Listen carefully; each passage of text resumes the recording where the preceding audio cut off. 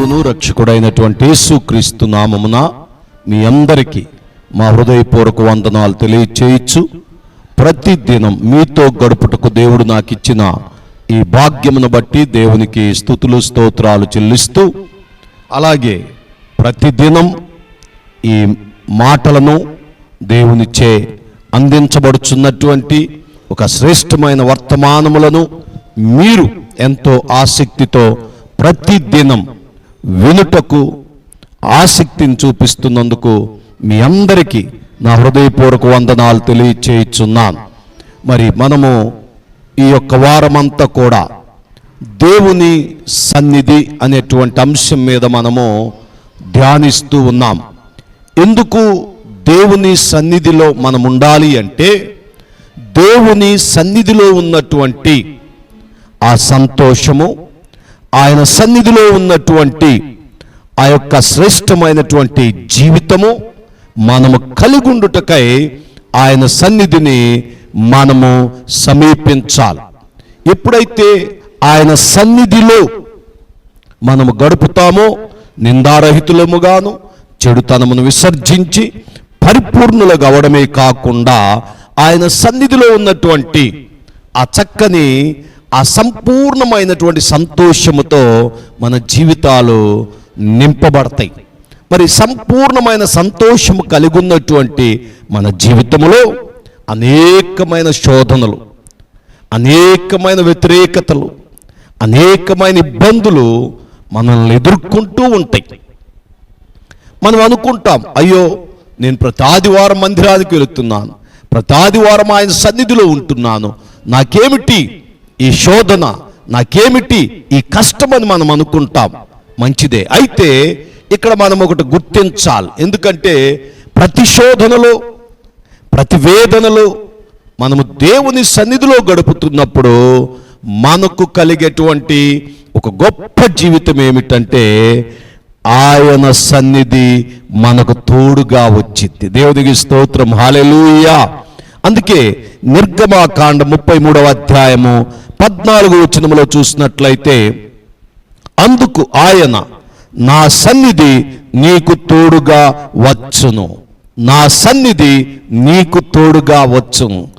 నీవు సమస్యలు ఎదుర్కొంటున్నప్పుడు, మీరు అనేకమైనటువంటి వ్యతిరేకతలను అనుభవిస్తున్నప్పుడు, మనకున్న ఆలోచన, మనకున్న జ్ఞానం, మనకున్న బలం ఏమాత్రము కూడా పని చేయవు అని గుర్తెరిగి, దేవుని సన్నిధి నాకు తోడుగా ఉంటే బాగుండు, ఆయన నాతో కూడా ఉంటే బాగుండు అనేటువంటి ఒక అనుభవంలోకి మనం వస్తాం.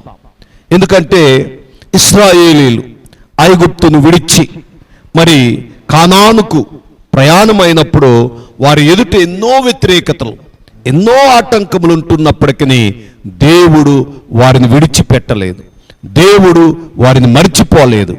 ఎలా అంటే, మరి నిర్గమకాండము 13వ అధ్యాయం మరి 14వ వచనములో మనం చూసినట్లయితే అక్కడ ఒక చక్కని మాటను మనం గమనించవచ్చు.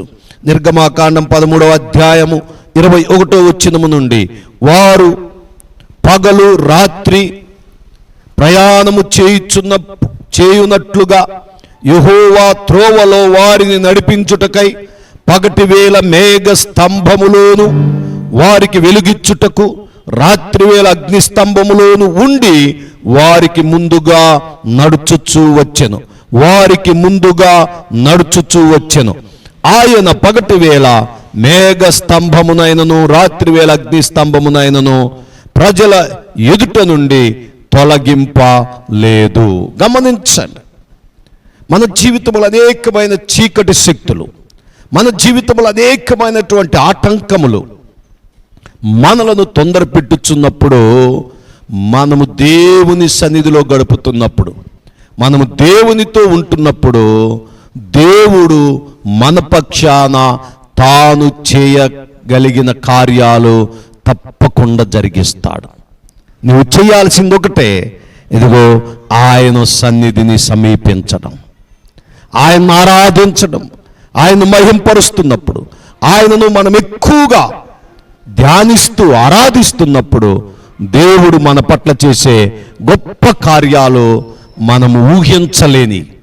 అందుకే నా ప్రభువునందు ప్రియమైనటువంటి దేవుని బిడ్డలారా, ఈ మాటలు వినుచున్న నా ప్రియ సహోదరి సహోదరుడా, అనేక మంది దైవజనులు మరి ఎప్పుడు చెప్పే మాట ఏమిటంటే, అమ్మా మందిరానికి రండి, దేవుని యొద్దకు రండి. ఎందుకు దేవుని యొద్దకు మనము వెళ్ళాలి అంటే, మనము ఆయన యొద్దకు వెళితే ఆయన మన యొద్దకు వస్తాడు. ఆయన మనతో ఉంటాడు. కష్టములో, నష్టములో, నిందలో, అవమానములో, ప్రతి సమయములో కూడా నిన్ను ఆదరించి ఓదార్చి ధైర్యపరుస్తాడు. కనుక ఈ యొక్క మాటలు వినుచున్నా నా ప్రియ సహోదరి సహోదరుడా, ఆయన సన్నిధి నీకు తోడుగా ఉండాలి అంటే నీవు ఆయనతో గడపడం నేర్చుకోవాలి. ఇంకా చూసినట్లయితే ఇర్మియా గ్రంథము 6వ అధ్యాయము 16వ వచనములో ఈ రీతిగా వ్రాయబడుచున్నటువంటి ఒక చక్కని మాటను నేను మీ నిమిత్తమై చదివించాలని ఆశపడుచు ఉన్నాను. 6వ అధ్యాయం 16వ వచనం, యెహోవా ఇలాగు సెలవిచ్చుచున్నాడు, మార్గములలో నిలిచి చూడుడి, పురాతన మార్గములను గూర్చి విచారించుడి, మేలు కలుగు మార్గమేది అని అడిగి అందులో నడుచుకొనుడి, అప్పుడు మీకు నెమ్మది కలుగును. మేలు కలుగు మార్గం.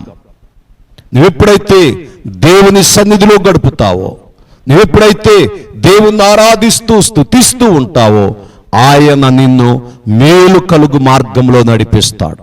అందుకే నా సన్నిధి నీకు తోడుగా వచ్చును. ఎవరి జీవితంలో అయితే దేవుని సన్నిధి వారికి తోడుగా ఉంటుందో, వారు వెళ్ళు ప్రతి మార్గాన్ని దేవుడు వారికి దీవెనకరముగా మారుస్తాడు. ఇంకా ఒక వాక్యాన్ని మనం చూసినట్లయితే, ఇదిగో నా దూతను నీకు ముందుగా పంపుచున్నాను, నీవు వెళ్ళు ప్రతి స్థలములో ఆ దూత నీకు మార్గము సరళము చేసిద్ది, మార్గము సిద్ధపరిచిద్ది. కనుక దేవుని యొక్క దూతలో మనకు ముందుగా వెళ్ళాలి అంటే దేవుని సన్నిధి మనకు తోడుగా ఉండాలి. మనము దేవుని సన్నిధిలో గడపాలి. మనం ఎప్పుడైతే దేవుని సన్నిధిలో గడుపుతూ ఉంటామో, దేవుడు మన పట్ల తన కార్యాలు జరిగిస్తూ ఉంటాడు.